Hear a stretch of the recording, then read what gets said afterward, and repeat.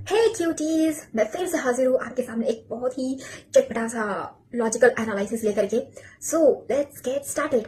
आपको पता है, हमारी पूरे ह्यूमन कैटेगरी में, ह्यूमन स्पीशीज में, मैं दूसरे एनिमल्स को रेफर नहीं करूंगी। यहाँ मैं सिर्फ और सिर्फ इंसानों की बात करूंगी। तो इंसानी स्पीशीज में बेसिकली दो टाइप ऑफ थॉट प्रोसेस होते हैं, और मैं यहाँ gender, money, religion, culture, irrespective of anything मैं बात करूंगी। मैं यहाँ पे सिर्फ और सिर्फ पर्सनालिटी, कैरेक्टर, ब्रेन, माइंड, मैं इस बेसिस पे बात करूंगी। ठीक है, कि ये बेसिकली दो कैटेगरीज में डिवाइड होते हैं। The very first is the extrovert working mind, and the second is introvert or like reserved kind of mind से। ठीक है, अब इसको है ना हम बहुत आराम से आगे एक्सप्लेन करते हैं, बिकॉज पूरी कैटेगरी जो होती है, फीचर्स आगे एक्सप्लेन करने में ही समझ आएगा। ऑलराइट, तो देखिए, सबसे पहला जो माइंडसेट होता है ना, that is extrovert business mindset. Alright, जो बेसिकली इंसानी स्पीशीज में आदमी ये हैंडल करते हैं। ऑलराइट, जैसे कि आदमी कमाएंगे, है ना, आदमी पैसे लाएंगे, आदमी मनी माइंडेड होते हैं। ठीक है, the so called provider. Alright, तो हर आदमी नहीं होता है, बट द पॉइंट इज कि इंसान मान के चलते कि आदमी इज अ प्रोवाइडर।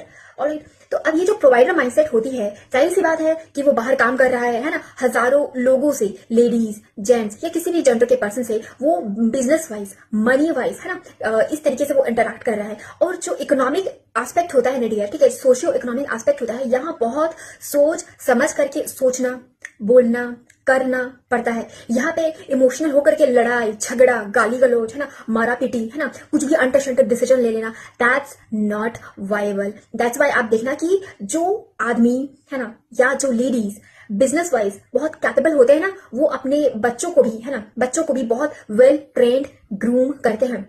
बिकॉज उनको पता होता है कि इमोशनल होकर के लड़ाई झगड़ा करने से, है ना, गुस्सा करने से बिजनेस नहीं बढ़ेगा। ठीक है, बिजनेस करने के लिए you need very calm mindset, है ना, लॉट्स ऑफ फैक्ट्स को कंसिडर करना पड़ता है, दूसरे स्टेक होल्डर्स का जो पर्सपेक्टिव होता है वो दिमाग में रखना पड़ता है। आप सिर्फ मेरे करके आप चीजों को आगे लेके नहीं जा सकते। आपको मल्टीपल इंटरेस्ट के साथ आपको बैलेंस बनाना पड़ता है।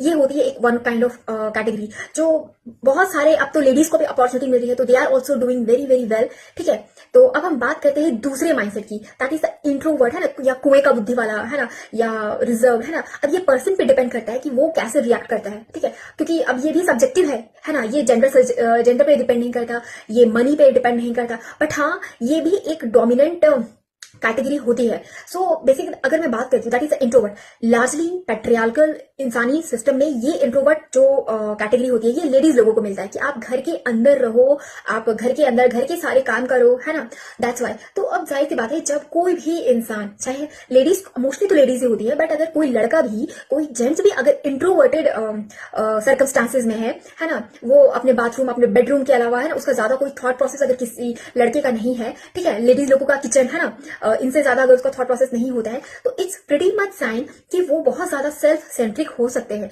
ठीक है, इमोशनल, अपने नीड्स को लेकर के, है ना, क्योंकि जो बाहर जा रहा है, कमा रहा है, ठीक है, उसकी थॉट प्रोसेस, स्ट्रगल्स, चैलेंजेस, है ना, अलग है। ठीक है, अब अगर ये जो आउटसाइडर्स, एक्सट्रोवर्ट वाले लोग होते हैं, अगर इन्होंने, अगर अपने घर में अगर कुछ इधर उधर बोल दिया, है ना, अगर इनके ईगो को हर्ट कर दिया इंट्रोवर्ट वालों को, तो ये फिर बहुत ज्यादा फिर हर्ट भी महसूस कर सकते हैं। ठीक है, तो जो इंट्रोवर्ट पर्सनालिटी होते हैं, क्योंकि ये बाहर के लोगों को उतना हैंडल नहीं कर पाते हैं, या तो ये बुद्धू होते हैं या तो ये नेव होते हैं, ये डिपेंड करता है पर्सन पे भी, वो किस डिसीजन को वो फॉलो करता है। तो इनको क्या करना होता है, जो एक्सट्रोवर्टेड पर्सनालिटी है उसको फॉलो करना पड़ता है, मिलजुल करके रहना पड़ता है। ठीक है, जैसे कि आपने देखा होगा, है ना, अगर रेफरेंस के लिए बात करूं, तो हमारे जो बहुत पेरेंट है ना, ग्रैंड पेरेंट्स वाले तो होते थे, फादर, दादाजी, वो लोग कमा के ला रहे हैं, ठीक है, और घर में जो हमारी मम्मी होती है, दादी होती है, तो वो उनकी ये जो चीजें हैं वो उनको फॉलो कर रही है, दोनों मियाँ बीवी मिलजुल करके चल रहे, घर के काम को लेडीज हैंडल कर रही है, घर के बाहर के काम को जेंट्स हैंडल कर रहे हैं। ठीक है, तो ये दोनों जो साइकी होती है ना, डिफरेंट साइकी, अब ये पर्सनल पे डिपेंड करता है कि वो कैसे इसको एग्जीक्यूट करता है, बट ये broadly two category of psyche होती है। ठीक है, जो मतलब होता है ना कि आप, डिपेंड करता है कि आप किस सर्कमस्टांसेस में हो, किस इंसानों को डील कर रहे हो, मैटर का सीवियरिटी कितना है, ठीक है, डैमेज कितना वो इन्फ्लिक्ट कर सकता है। ठीक है, जिनको बहुत ज्यादा डैमेज नहीं हैंडल करना है, वो कुछ भी बोल देंगे, कुछ भी कर लेंगे, है ना, पर जिनको डैमेज हैंडल करना रहता है ना, वो बहुत सोच समझ के डिसीजन लेते हैं। ठीक है, जैसे कि अब हमारे लीडरशिप को ही बोलो, पॉलिटिकल लीडरशिप, तो मोदी जी को बहुत कुछ सोच समझ के करना पड़ता है, because he is the responsible person, तो उनको वैसे ही बोलना है ना। और कुछ कुछ ऐसे भी होते हैं जिनको ज्यादा रिस्पॉन्सिबिलिटी नहीं लेनी है, तो वो कुछ भी बोल सकते हैं। तो अब आप पे डिपेंड करता है कि आप अपने फ्यूचर है ना, क्योंकि फ्यूचर बहुत मैटर करता है कि आपकी कैसी पर्सनालिटी आप बिल्ड करना चाहते हो, because personality is a continuous evolving thing है ना। आप एक ही पर्सनालिटी ट्रेट के साथ आप तरक्की नहीं कर सकते हो। You need to be very careful about own self, own circumstances, and keep evolving your personality, your ideas, your thoughts, your character, mindset, everything. So अब आप डिपेंड कर सोचिए खुद पे है ना, रिफ्लेक्ट कीजिए कि आप एग्जैक्टली कैसी पर्सनालिटी हो या आप कैसी लाइफ चाहते हो, और इसी के अकॉर्डिंग आपका मैरिज, आपका इकोनॉमिक एक्टिविटी, एवरीथिंग डिपेंड करेगा।